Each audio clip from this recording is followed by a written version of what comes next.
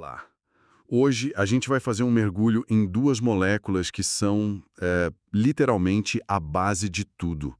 Tanto para quem está se preparando para o Enem, quanto, sei lá, para entender por que a gente está vivo. Exato. Nossas fontes são uma coleção de videoaulas, algumas anotações sobre bioquímica e o foco é total em água e lipídios. Isso. E vamos começar com a substância mais familiar e, ao mesmo tempo, mais estranha do universo, a água. Aham. Ela cobre tipo 70% do planeta e, não por acaso, compõe uns 70% do nosso corpo também. E a nossa missão aqui é, fugir um pouco do óbvio. Todo mundo sabe que água é H2O e que gordura, engorda. Certo. A gente quer entender a fundo por que essa molécula, que parece tão simples, é a primeira coisa que se procura para achar vida em outros planetas. E também porque os lipídios, que têm essa fama horrível, são, na verdade, os arquitetos de cada célula do nosso corpo. Gostei disso, a personalidade química de cada um. É por aí. E as fontes já começam com uma coisa que parece até ficção científica, mas não é.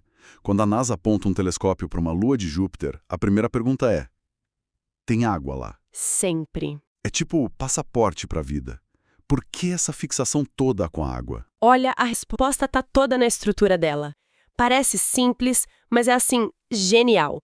A molécula de H2O tem um átomo de oxigênio ligado a dois de hidrogênio. Ok. O ponto-chave é que o oxigênio é muito eletronegativo. Ele é meio que um ladrão de elétrons. Ele puxa os elétrons para perto dele. Exatamente. Ele puxa os elétrons dos hidrogênios para si, e isso cria uma distribuição de carga desigual. Ah, A área do oxigênio fica com uma carga parcial negativa, e as dos hidrogênios, positivas. E o detalhe final: a molécula não é reta. Ela é torta, tem um ângulo de 104,5 graus. espera aí. Você disse que esse ângulo é crucial. Isso me parece um detalhe tão pequeno, quase insignificante. Ah, mas não é. Como que um simples ângulo pode ser a origem de quase tudo que a água faz?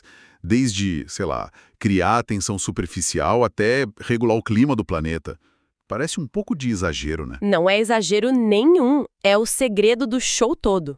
Se a molécula de água fosse reta, as cargas iam se anular e ela seria apolar, tipo CO2. Entendi. Mas por ser angular, essa separação de cargas é permanente. Ela tem um lado negativo e um positivo bem definidos. É um ímã em miniatura. Perfeito, um ímã minúsculo. E quando você junta trilhões desses pequenos ímãs, coisas incríveis acontecem. Eles começam a se atrair.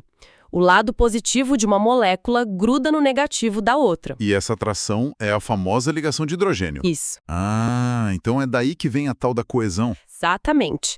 Coesão é essa fofoca interna das moléculas de água. Sabe, elas não se largam. Certo. E isso aparece em coisas que a gente vê todo dia.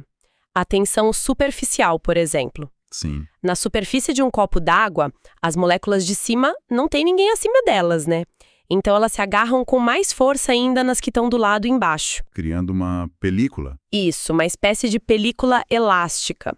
Forte o suficiente para um inseto leve pousar ali e não afundar. É a mesma força que forma uma gota de chuva redondinha.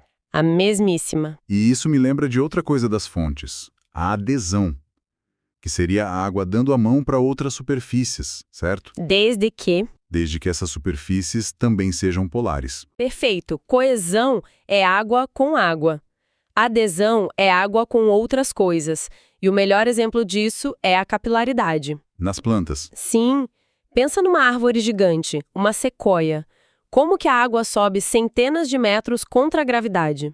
É uma combinação das duas coisas. Das duas. A adesão faz a água grudar nas paredes dos vasos da planta, o xilema. Certo. E a coesão faz com que, ao subir, uma molécula puxe a outra de baixo. Vira uma corrente. É um cabo de guerra espetacular contra a gravidade. E tudo por causa daquele ângulo de 104,5 graus. Ok, isso é realmente impressionante. E essa polaridade também transforma a água no que chamam de solvente universal.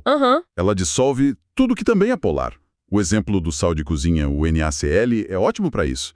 A água basicamente cerca os íons e separa. É um desmanche molecular. O lado negativo da água, o oxigênio, atrai o íon positivo de sódio, o Na+. Certo. Várias moléculas de água cercam ele. Ao mesmo tempo, os lados positivos, os hidrogênios, se juntam em volta do íon negativo de cloreto, o Cl-. Eles arrancam um do outro, Literalmente. dissolvendo o sal. E o mais incrível é que sem essa habilidade da água de, sei lá, desmontar outras moléculas, cada célula do nosso corpo estaria morrendo de fome. Pois é. O sangue estaria cheio de nutrientes, mas as células não iam conseguir absorver nada porque estaria tudo empacotado. Exato. A água é o sistema de entrega e o palco para as reações. É por isso que o metabolismo e a quantidade de água estão tão ligados. Uma das fontes mostra isso claramente. A comparação com a idade, né? Isso. Um bebê com os 81% de água é uma usina metabólica. Um idoso com 62% tem um metabolismo naturalmente mais lento. Menos água, menos palco para as reações. E a água não é só o palco, ela é atriz também. Na hidrólise, ela entra em cena para quebrar uma molécula. Na síntese por desidratação, ela sai de cena para duas moléculas poderem se unir. Ah, a famosa síntese por desidratação. É o oposto de mim no verão, que só me hidrato e não construo nada. Boa! Brincadeiras à parte, tem uma última propriedade da água que parece mágica: a regulação de temperatura. É o superpoder dela. A água tem um calor específico altíssimo. O que isso quer dizer na prática? Em termos simples, precisa de muita, mas muita energia para fazer a temperatura da água subir só um pouquinho. E o inverso também. A água precisa perder muita energia para esfriar. Por causa das ligações de hidrogênio. Isso. Elas funcionam como uma mola, absorvendo a maior parte da energia antes que as moléculas comecem a se agitar mais rápido. A analogia da praia que as fontes usam é perfeita para isso. É ótima. Meio-dia na praia, a areia tá pegando fogo, você mal consegue pisar, a água do mar tá, no máximo, morna. O mesmo sol, resultados totalmente diferentes. E o nosso corpo usa essa propriedade para a homeostase. Exato. Por sermos 70% água, nossa temperatura interna não fica variando loucamente como a da areia, ela fica estável. E o suor? O suor é o mecanismo de resfriamento mais genial da natureza. Para a água do suor evaporar, ela precisa de energia. De onde ela tira essa energia? Do calor da nossa pele. Isso. Cada gota de suor que evapora está, na verdade, roubando o calor do nosso corpo, resfriando a gente. É um ar-condicionado biológico perfeito. Perfeito. Então, a polaridade da água torna a cola, o palco e o termostato da biologia. Mas isso cria um paradoxo fascinante. Como você constrói uma barreira no meio de um solvente universal? Como criar um dentro e um fora para uma célula? Se o ambiente em volta quer dissolver tudo. A resposta da natureza foi brilhante. Em vez de lutar contra a água, ela usou uma classe de moléculas que simplesmente a ignora, os lipídios. O oposto completo. O oposto. Eles são apolares. Não tem aquela separação de cargas. Então, os ímãs da água não têm onde grudar. Por isso, óleo e água não se misturam. Exato. A regra é: semelhante dissolve semelhante. E isso me leva ao exemplo mais prático da minha vida. Tentar lavar uma frigideira engordurada só com água. É uma batalha perdida. A água passa por cima da gordura como se ela nem estivesse ali. O detergente, então, é o tradutor entre esses dois mundos. Exatamente. O detergente é uma molécula anfifílica, um agente duplo. Ele tem uma cabeça polar, que adora a água, e uma cauda longa apolar, que adora a gordura. A cauda gruda na gordura da panela e a cabeça fica para fora, interagindo com a água. E quando a gente joga a água? A água leva embora o detergente, que, por sua vez, leva a gordura junto. E essa mesma lógica de ter um lado que gosta de água e outro que não, é a base da vida. Sem lipídios, não teríamos membranas celulares. Sem membranas, não teríamos células. Fim da história. E é aí que a má fama deles como gordura que faz mal cai por terra, né? Completamente. As funções que as fontes listam são inacreditáveis. Reserva de energia a longo prazo, sendo muito mais eficiente que os carboidratos. Nossa, mais que o dobro de energia por grama. Para os nossos ancestrais, era o melhor investimento energético possível. Eles também são isolantes? Isso, isolante térmico, como a camada de gordura de um urso polar. E isolante elétrico. Como assim elétrico? A bainha de mielina que encapa nossos neurônios é basicamente gordura. Sem ela, o impulso nervoso se dissiparia, seria lento demais. Então a bainha de mielina é como a capa de plástico de um fio elétrico. Perfeito. Se ela se desgasta, como em doenças tipo esclerose múltipla, é como ter um fio desencapado dando curto-circuito no sistema. É uma analogia perfeita. E tem mais. Lipídios servem de proteção mecânica, amortecendo nossos órgãos, e têm uma função hormonal vital. Hormônios como testosterona, estrogênio. Progesterona, cortisol, todos são esteroides, um tipo de lipídio derivado do colesterol. Sem colesterol, nada de hormônios sexuais, nem resposta ao estresse. Certo, então quando eu vejo lipídios no meu exame de sangue, geralmente aparece triglicerídeos. Essa é a forma mais comum, né? A mais comum, de longe, são os glicerídeos, que são os óleos e as gorduras. E o que é um triglicerídeo? É uma molécula de glicerol com 3 caudas de ácidos graxos presas a ela. A grande diferença entre uma gordura, tipo sólida como manteiga, e um óleo, líquido como azeite, está na forma dessas caudas. Certo. As gorduras são feitas de ácidos graxos saturados. Saturado quer dizer que a cadeia de carbono está cheia de hidrogênios, só tem ligações simples. Isso faz a molécula ser retinha. Exato, moléculas retas se empacotam muito bem, como uma pilha de toras de madeira. Esse empacotamento alto as torna sólidas. E os óleos, então, seriam a pilha de madeira torta. Exato. Os óleos são feitos de ácidos graxos insaturados. Eles têm uma ou mais ligações duplas entre os carbonos. E cada ligação dupla cria uma dobra na molécula. Tenta empilhar um monte de bumerangues. Isso. É difícil. Eles não se encaixam direito. Essa bagunça estrutural, esse baixo grau de empacotamento, é o que os torna líquidos em temperatura ambiente. E essa química nos leva direto para a vilã da saúde pública, a gordura trans. A maior de todas. As fontes explicam que ela é basicamente uma invenção da indústria. Eles pegam um óleo vegetal, que é líquido e insaturado, e fazem um processo de hidrogenação. O que é isso exatamente? A hidrogenação força átomos de hidrogênio a entrar nas moléculas do ácido graxo insaturado, quebrando as ligações duplas. E isso endireita as moléculas. Endireita as moléculas que antes eram tortas. O objetivo da indústria era genial, comercialmente falando, transformar um óleo barato e líquido numa gordura sólida e estável. Com uma vida de prateleira enorme. Gigante. Assim nasceu a margarina e as gorduras de biscoitos, sorvetes. Mas por que nosso corpo odeia tanto a gordura trans? Se ela fica com uma forma parecida com a da gordura saturada, a gente não deveria conseguir metabolizar. A forma fica parecida, mas a química é alienígena para o nosso corpo. A gente não tem as enzimas certas para processá-la direito. E o resultado? O resultado é que ela causa estragos no nosso sistema de transporte de colesterol. Aumenta o colesterol ruim, o LDL, e diminui o colesterol bom, o HDL. Certo. LDL e HDL. Confesso que sempre que vejo isso no exame, só olho se a setinha tá para cima ou para baixo. Todo mundo. A ideia de que eles são cápsulas de transporte faz muito mais sentido. É como se o colesterol fosse uma celebridade que não pode andar no sangue e precisa de um carro blindado. É isso mesmo. Como o colesterol é um lipídio, ele não se dissolve no sangue. Precisa desses transportadores, as lipoproteínas. E o LDL é o Low Density. Low Density Lipoprotein. É o carro de entrega. Ele pega o colesterol do fígado e leva para as células. O problema é quando tem LDL demais. Ele é meio desleixado e acaba deixando o colesterol nas paredes das artérias. Formando placas. Exato. Placas que podem entupir tudo, por isso o apelido de ruim.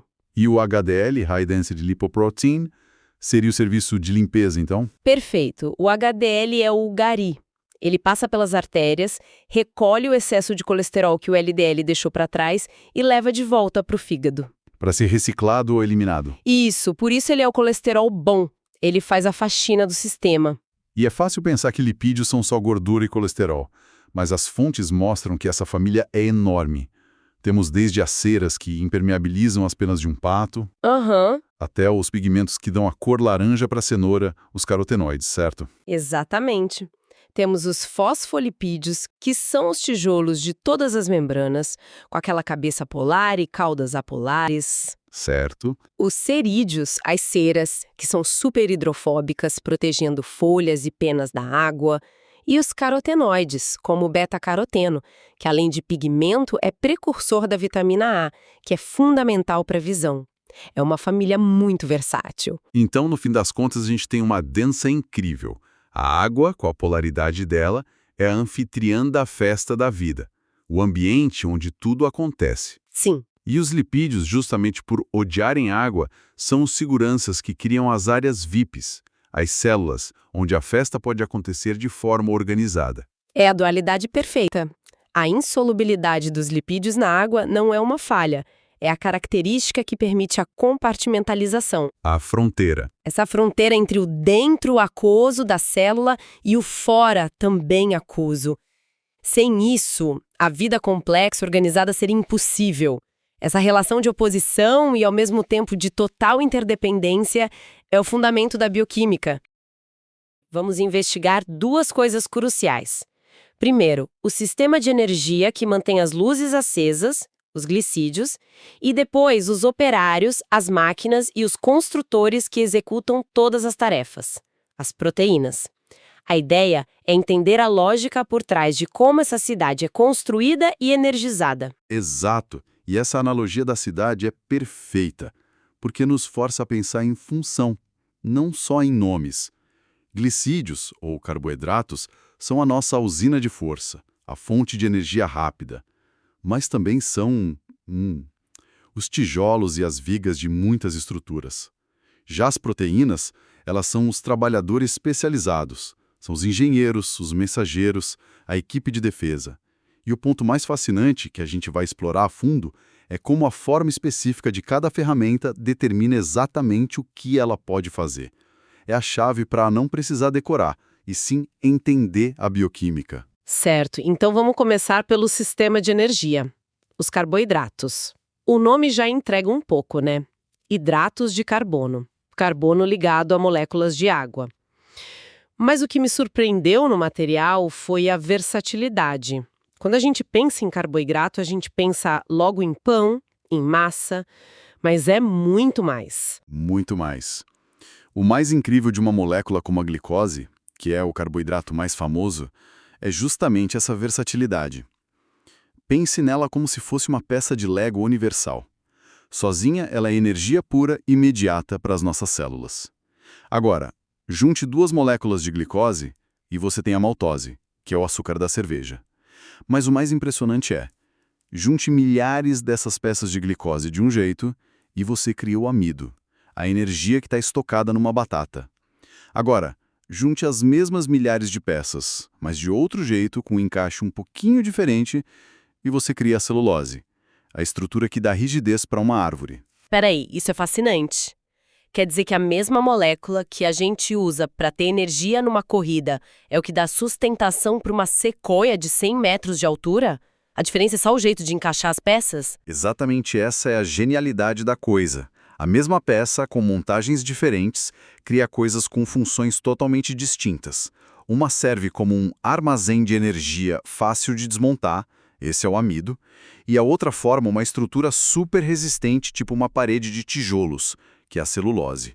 E o nosso corpo só tem as ferramentas, as enzimas, para desmontar o amido. Por isso, a gente consegue energia da batata, mas não, comendo madeira. Entendi. É uma questão de ter a chave certa para o cadeado certo. E essas peças únicas de Lego, os monossacarídeos, existem em outros formatos além da glicose, certo? O material fala de pentoses e hexoses. Sim, e aqui também a forma define a função. Deixando a química mais técnica de lado, o importante é saber que temos as hexoses. Elas têm 6 carbonos, são as peças de energia. Glicose, frutose das frutas, galactose do leite. E temos as pentoses, com 5 carbonos. Elas não são usadas para energia, mas sim como blocos de construção para algo ainda mais fundamental, o nosso material genético. A ribose monta o RNA e o ATP, e a desoxirribose monta o DNA. E o nome desoxirribose significa que ela tem um oxigênio a menos que a ribose.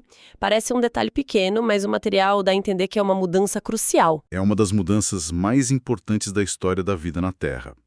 Pense no DNA como se fosse a planta original de um prédio, guardado num cofre. Ele precisa ser ultra estável, para não se degradar, para não perder informação ao longo das gerações.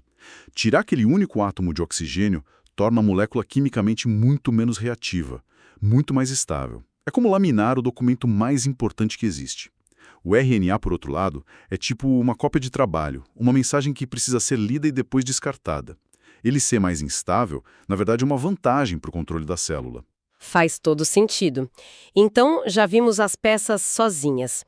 E quando elas se juntam em pares, formando os disacarídeos, como funciona esse processo de encaixe? A natureza usa um truque muito elegante e que se repete muito aqui. A síntese por desidratação.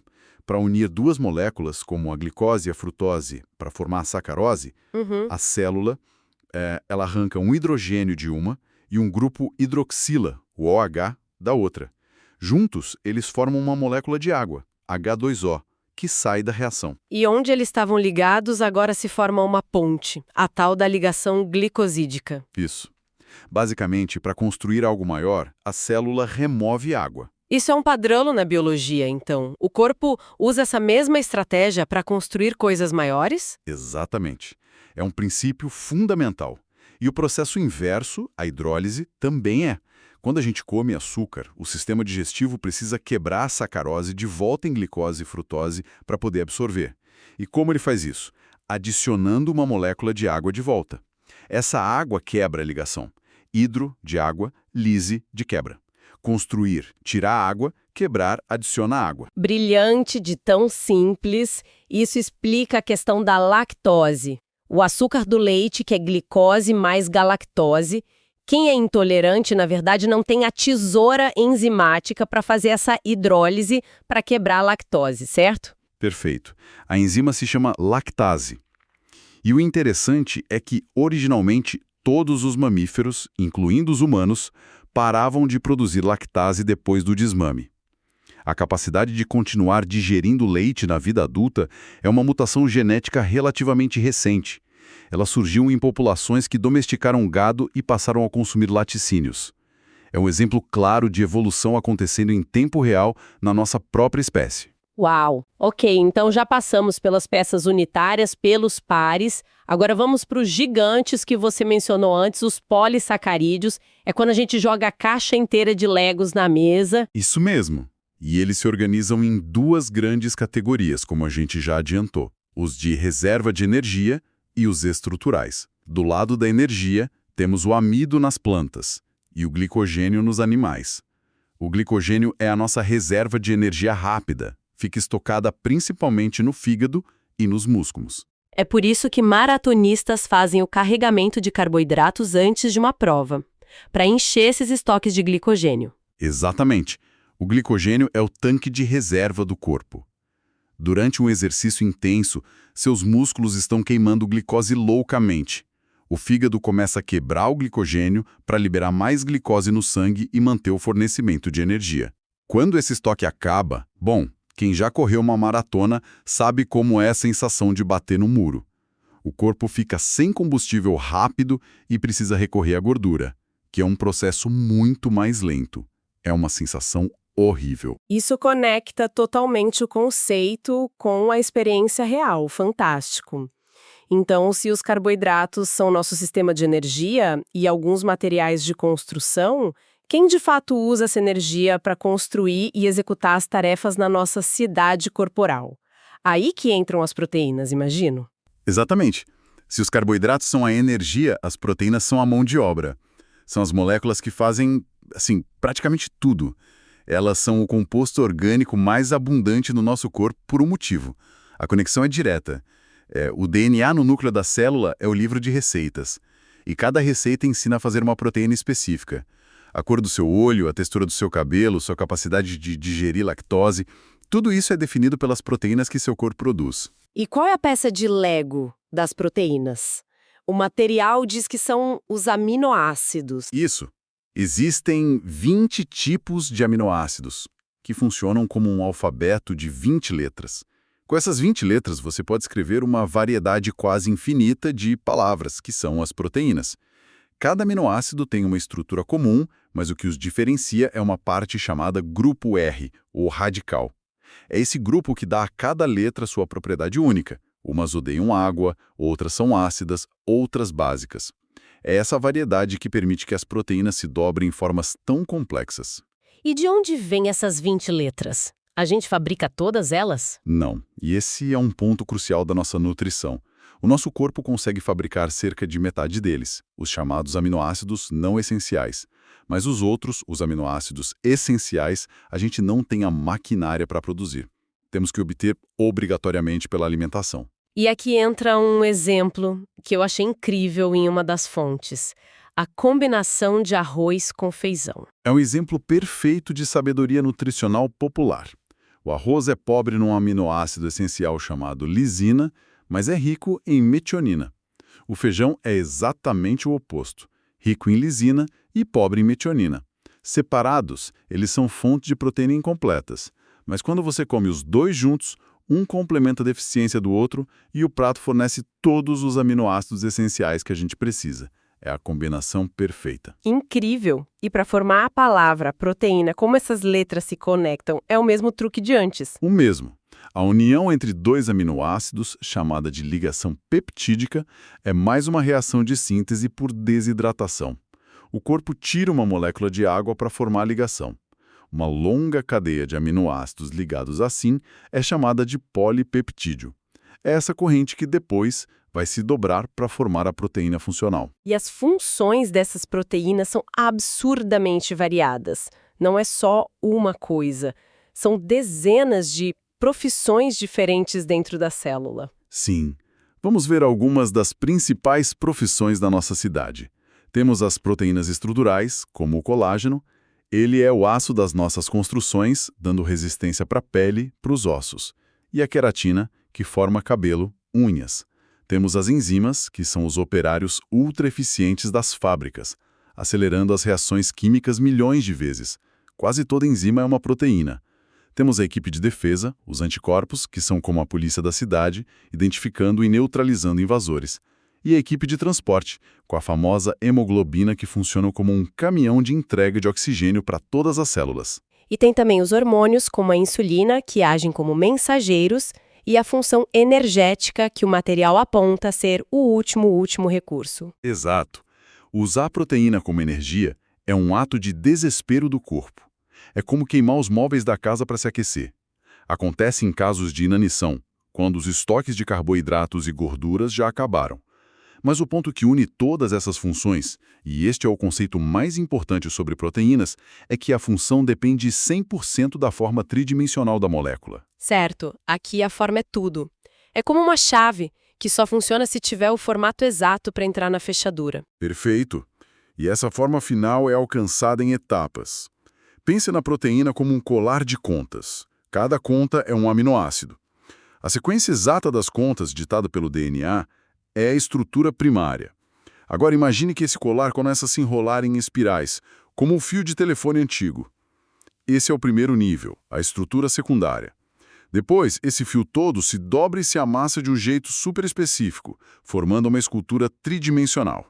Essa é a estrutura terciária, e é essa a forma final que é funcional. É a chave pronta. E ainda tem a quaternária, que é quando várias chaves se juntam para formar uma ferramenta mais complexa, como a hemoglobina. Exatamente. A hemoglobina é a união de 4 cadeias polipeptídicas. Cada uma é uma chave que se dobra e depois as 4 se encaixam para formar a máquina completa de transporte. Então, se a forma é literalmente tudo, a pergunta óbvia é: o que acontece se você bagunça essa forma? Isso nos leva ao conceito de desnaturação. Desnaturar uma proteína é fazê-la perder sua forma tridimensional funcional. A sequência de aminoácidos, a estrutura primária, continua lá, mas ela se desenvolve, perde o formato. É como pegar uma chave e derreter com um maçarico. O metal ainda está todo ali, mas ela não abre mais nenhuma fechadura. A função foi perdida. E o que causa isso no dia a dia? O material aponta para coisas bem comuns como calor e acidez. Sim. E a gente vê isso o tempo todo. O exemplo mais clássico é cozinhar um ovo. A clara do ovo é basicamente uma proteína chamada albumina, que é transparente e líquida. Quando você esquenta a frigideira, o calor agita as moléculas, quebram-se as interações que mantinham a forma e a albumina desnatura. Ela se torna branca e sólida. E esse processo é irreversível. Você não consegue descozinhar um ovo. E a febre alta ser perigosa tem a ver com isso, certo? É nosso corpo tentando cozinhar as proteínas das bactérias. Mas se a temperatura subir demais, começa a ameaçar as nossas próprias proteínas. Precisamente. Outro fator é a variação de pH. A pepsina, uma enzima do nosso estômago, só funciona em pH superácido, por volta de 2. Se ela for para o intestino, onde o pH é básico, ela desnatura e para de funcionar. Um exemplo culinário disso é o ceviche. Você não usa fogo, mas o ácido do suco de limão cozinha as proteínas do peixe, alterando a textura e a cor. É uma desnaturação química. Fantástico! Quer dizer que o ceviche e o ovo frito são, no fundo, o mesmo processo bioquímico acontecendo por vias diferentes? Exatamente. E um último exemplo é a salinidade, que explica como carnes como charque são conservadas. A alta concentração de sal desidrata as células de bactérias e fungos e também desnatura as enzimas deles, impedindo que estraguem a carne. Resumindo tudo, então. Na nossa cidade corporal, os glicídios são a rede elétrica e os materiais de construção brutos. Vão desde a energia instantânea da glicose até a estrutura de uma parede celular. E as proteínas são os trabalhadores hiperespecializados, cujo poder de executar qualquer tarefa, de construir a defender, depende inteiramente de sua forma tridimensional única, que pode ser destruída por coisas simples como calor ou acidez. Síntese perfeita. E essa análise toda nos deixa com uma reflexão final. A gente viu como a alteração de um único aminoácido na hemoglobina pode causar uma doença, como anemia falciforme, mostrando a precisão do sistema. A forma muda, a função se perde. Mas a evolução trabalha com base em pequenas mudanças, em acidentes. O pensamento para se levar é: como uma alteração acidental na estrutura de uma proteína, em vez de causar um problema, poderia num determinado ambiente criar uma função nova e vantajosa que nunca existiu antes. Como um erro de dobramento pode, ao longo de milhões de anos, se tornar a próxima grande ferramenta da natureza, impulsionando a evolução de toda uma espécie. Sabe, toda grande construção precisa de uma planta baixa, certo? Um manual de instruções. E para a vida, essas instruções, elas estão escritas em moléculas, assim, minúsculas, mas com um poder que é quase inacreditável. Os ácidos nucleicos. É uma ideia que parece abstrata, mas que se tornou muito concreta para todo mundo recentemente, né? Extremamente concreta. Quando a gente pensa nas vacinas de RNA mensageiro, por exemplo, que foram uma virada de jogo, a gente está falando exatamente disso. Elas funcionam entregando um pedacinho desse manual direto para as nossas células. Exato. Então, entender DNA e RNA deixou de ser só matéria de prova de biologia, sabe?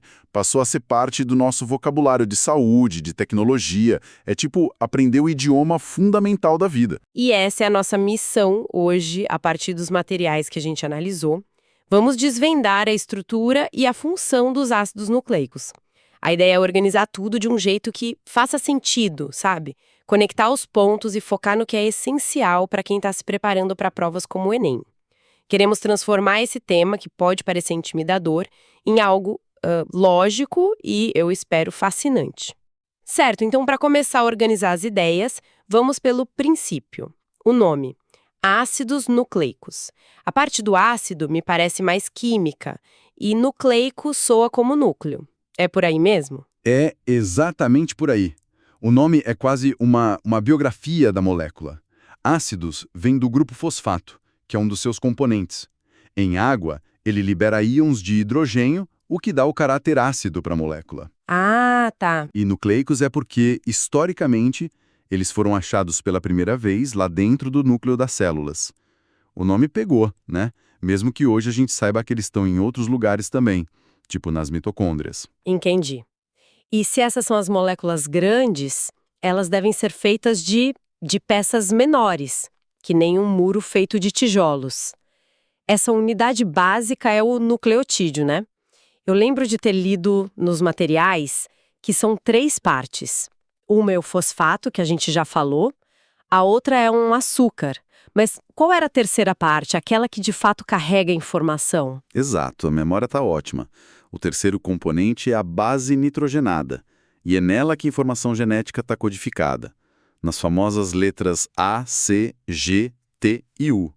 Então a estrutura é sempre essa: um grupo fosfato, uma pentose, que é esse açúcar de 5 carbonos, e uma base nitrogenada ligada no açúcar. Perfeito. E é bem aqui que a história se divide em 2 caminhos, DNA e RNA. A primeira grande diferença está justamente nesse açúcar, na pentose. Sim, e é uma diferença super sutil, com consequências gigantescas. No DNA, o açúcar é a desoxirribose. O prefixo desoxi ele significa literalmente sem um oxigênio. Falta um átomo de oxigênio que está presente no açúcar do RNA, que é a ribose. E essa pequena ausência de oxigênio torna a molécula de DNA quimicamente muito mais estável, sabe? Menos reativa. Que interessante. Então, essa diferença de um único átomo de oxigênio basicamente define o destino da molécula toda. Uma, o DNA, é feita para durar, para ser um cofre de segurança da informação. A outra, o RNA, é mais como um mensageiro temporário, um bilhete que pode ser usado e depois descartado. Em analogia perfeita. A estabilidade do DNA é crucial para que ele possa guardar o código genético por uma vida inteira e até passar por gerações com o mínimo de erro. Já a reatividade do RNA o torna ideal para essas funções de curto prazo, de levar mensagem, de construir proteína. Ok, então a diferença no açúcar já explica os nomes: ácido desoxirribonucleico e ácido ribonucleico. Agora, vamos para as bases nitrogenadas, as letras. São 5 no total, mas elas não aparecem nos 2 tipos de molécula, certo? Correto. Das 5 bases, adenina, guanina, citosina, timina e uracila, 4 estão no DNA e 4 no RNA. A regra de ouro é: a timina, o T, é exclusiva do DNA, a uracila, o U, é exclusiva do RNA. E na prática, uma substitui a outra. Isso. A uracila é basicamente uma timina com um chapéu diferente. Quimicamente é muito parecida, mas ela funciona como um sinalizador. Se você encontra uma sequência com a letra U, pode apostar que é uma molécula de RNA. E tem um jeito de classificar essas bases. Eu lembro de ter visto algo sobre purinas e pirimidinas e um macete para não esquecer. Sim, e esse macete ajuda demais. As bases são divididas em 2 grupos pela estrutura química delas. As purinas têm uma estrutura de anel duplo, são a adenina e a guanina. O mnemônico é água pura, sabe? A e G são purinas. Água pura, boa. E as outras 3, citosina, timina e uracila, são as pirimidinas, com uma estrutura mais simples de anel único. Saber isso ajuda a entender o pareamento. Água pura fica na cabeça. Então, para a gente fechar essa primeira parte, as diferenças fundamentais são o açúcar, uma das bases, e a estrutura geral, que no DNA é quase sempre fita dupla e no RNA fita simples. Agora sim, podemos mergulhar na estrutura mais famosa da biologia, a dupla hélice do DNA. É uma imagem icônica que rendeu o Nobel a Watson e Crick, mas que, como os materiais fazem questão de lembrar, só foi possível por causa dos dados da pesquisadora Rosalind Franklin. Exatamente. A foto 51 da Franklin foi a peça-chave. Ela que revelou a natureza de hélice e as dimensões da molécula. A partir daí, a analogia mais útil é a de uma escada de corda torcida, sabe? Em caracol. Os 2 corrimãos da escada são formados por uma sequência alternada de fosfato e açúcar. A ligação que une eles é a forte ligação fosfodiéster. E os degraus dessa escada seriam as bases nitrogenadas se conectando ali no meio. Mas elas não se conectam de qualquer jeito, né? Existe uma regra de pareamento bem específica. Uma regra elegantemente simples e muito poderosa. Uma purina sempre se liga a uma pirimidina. Isso mantém a largura da escada constante. Especificamente, a adenina, o A, sempre se pareia com a timina, o T, e a citosina, C, sempre se pareia com a guanina, G. E as conexões que formam os degraus são as pontes de hidrogênio, que são mais fracas que as do corrimão. E o número dessas pontes de hidrogênio também importa, né? Lendo que isso tem a ver com a estabilidade da molécula. Importa, e muito. É um detalhe que adora aparecer em prova. O par AT é unido por 2 pontes de hidrogênio. Já o par CG é unido por 3 pontos. Ah, em uma a mais. Exatamente. Isso significa que a ligação CG é mais ou menos 50% mais forte. Então, uma molécula de DNA com muito par CG é mais estável, precisa de mais calor para ser separada. E isso tem consequências no mundo real, né? Para além de uma prova. Consequências incríveis. Pensa nas bactérias extremófilas, que vivem em fontes termais, sabe? A temperaturas altíssimas. Se a gente analisa o genoma delas, a gente vê que é riquíssimo em pares CG. Essa abundância de triplas ligações é tipo uma armadura molecular. Impede que o código genético delas derreta com o calor. Uau, isso transforma o fato de livro didático numa história de sobrevivência. Agora, outro conceito que às vezes confunde é esse de que as fitas de DNA são antiparalelas. E as tais extremidades 5' e 3'? O termo parece difícil, mas a ideia é bem visual. Antiparalelo só significa que os 2 corrimãos correm em direções opostas, que nem uma rodovia de mão dupla. Se uma fita vai no sentido norte, a outra vai no sul. Certo. E os números 5' e 3' são como o endereço dos carbonos no açúcar. A ligação fosfodiéster que forma o corrimão sempre conecta o carbono 5 de um açúcar ao carbono 3 do açúcar seguinte. E qual a implicação prática disso? Porque é tão importante saber essa direção. A consequência mais importante é que toda a maquinaria da célula que lê e copia o DNA só sabe trabalhar em uma direção. Ela sempre constrói a fita nova no sentido 5' para 3'. É uma regra universal.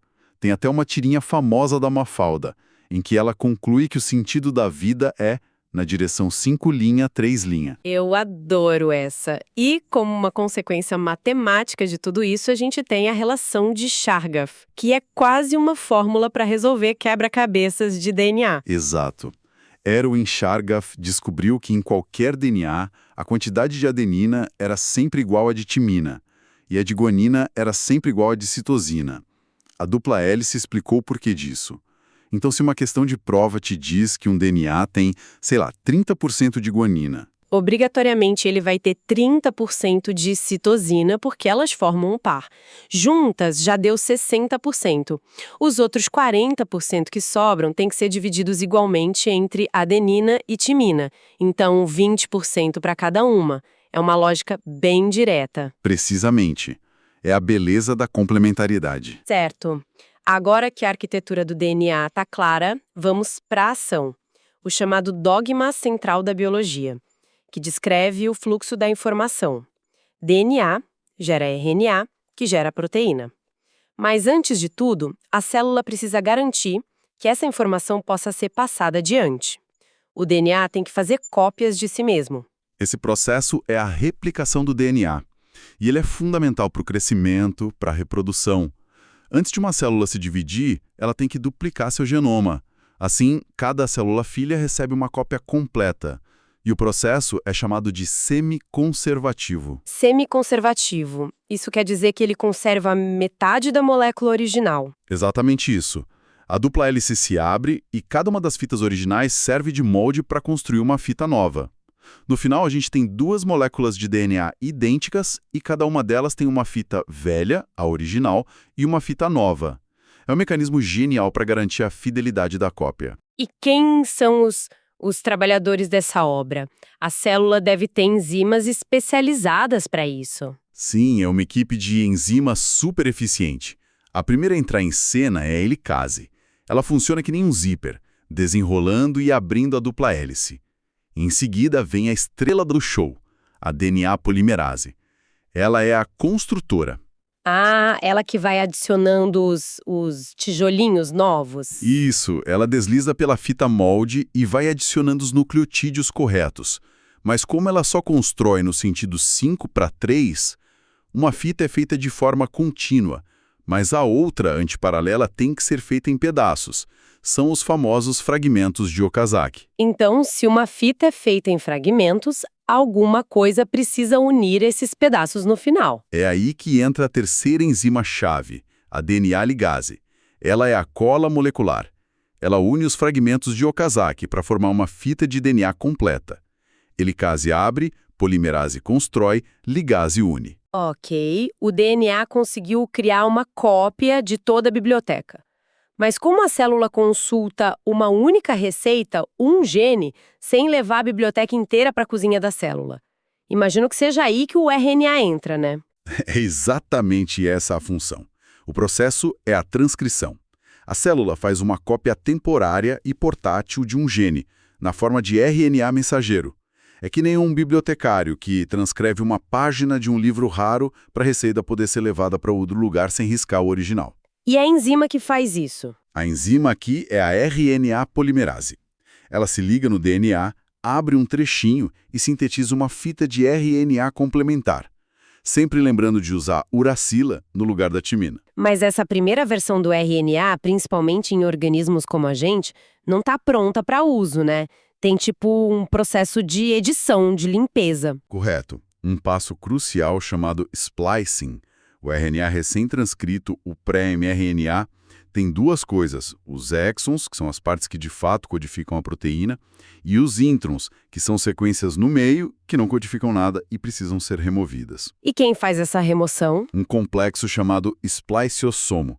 Ele age como um editor de filme, sabe? Corta fora os introns e emenda os exons, produzindo um mRNA maduro. E aqui tem um conceito que, para mim, foi uma das maiores surpresas nos materiais, o splicing alternativo. A ideia de que esse processo de edição não é sempre igual. É um dos conceitos mais revolucionários da biologia. O splicing alternativo significa que, a partir de um único gene, a célula pode escolher quais exons manter e em que ordem uni-los. Isso permite que um único gene produza múltiplas versões de uma proteína ou até proteínas totalmente diferentes. Eu lembro que na faculdade essa foi a ideia que me fez entender a complexidade do genoma. Não é um livro com frases fixas, é mais um kit de peças Lego que a célula monta de várias formas. Espera um pouco, isso muda tudo. Então a ideia clássica de um gene, uma proteína, que a gente aprende na escola, não é bem assim. É mais um gene, um cardápio de possibilidades. Isso explica como nós, humanos, com uns 20 mil genes, podemos ter centenas de milhares de proteínas diferentes. É uma otimização da informação espetacular. Exatamente. A complexidade de um organismo não está só no número de genes, mas no jeito inteligente como ele usa e combina a informação que está ali. Chegamos então ao grande finale do dogma, a tradução. A mensagem do RNA maduro, agora lá no citoplasma, vai ser finalmente transformada numa proteína. É o momento em que a informação vira ação. Isso acontece nos ribossomos, as fábricas de proteína da célula.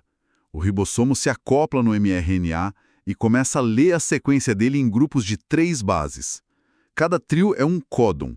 E cada códon é uma instrução para um aminoácido específico. Isso. E quem traz os aminoácidos certos para a linha de montagem é o RNA transportador, o tRNA.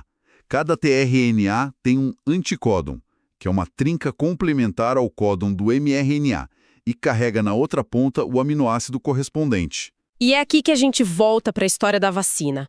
Entender esse processo de leitura de códons pelo ribossomo é a chave de tudo. É a chave. A vacina de mRNA entrega uma molécula de RNA com os códons que codificam a proteína spike do coronavírus. Nossos próprios ribossomos leem essa receita e produzem a proteína viral. Aí o sistema imune vê essa proteína, reconhece como estranha e cria as defesas. A vacina basicamente hackeia o sistema de tradução da célula para nos ensinar a lutar contra o vírus. E a tabela de tradução que o ribossomo usa, que relaciona cada códon a um aminoácido, é o famoso código genético. E ele tem umas características bem marcantes. Características que revelam muito sobre a própria vida. A primeira é que ele é universal. O códon GGU codifica o aminoácido glicina num ser humano, numa bactéria, num cogumelo. A linguagem é a mesma. Incrível. A segunda é que ele é degenerado ou redundante. Isso significa que mais de um códon pode especificar o mesmo aminoácido. Por exemplo, existem 6 códons diferentes para leucina. Nossa, isso é Então, o código genético tem uma espécie de tolerância a falhas embutida. A vida achou um jeito de se proteger de pequenos erros de digitação. Uma mutação que troque a terceira letra de um códon pode não ter efeito nenhum, porque o novo códon ainda chama o mesmo aminoácido. É um sistema de segurança biológico. E para completar, o código tem pontuação. Um código de início, sempre o A ou G, que diz começa a traduzir aqui, e 3 códigos de parada que dizem a proteína está pronta, pode parar. Que jornada, hein? A gente partiu de um único tijolo, o nucleotídeo, montou a arquitetura do DNA e seguimos todo o fluxo da informação, a replicação, a transcrição que cria a mensagem e a tradução que transforma essa mensagem em ação nas proteínas que fazem tudo no nosso corpo. É impressionante pensar que essa sequência de eventos, com essa precisão toda, está acontecendo em trilhões de células no nosso corpo nesse exato momento. É a maquinária da vida operando em silêncio. E para quem nos acompanha, fica uma reflexão final que conecta tudo isso. O código genético é universal. A gente viu que isso permite que a gente insira um gene humano, como o da insulina, numa bactéria e ela produz a proteína humana perfeitamente. O que essa linguagem molecular, que é compartilhada por toda a vida na Terra, de uma bactéria numa fonte vulcânica a uma baleia azul no oceano, nos diz sobre a nossa origem comum e a profunda interconexão de todos os seres vivos.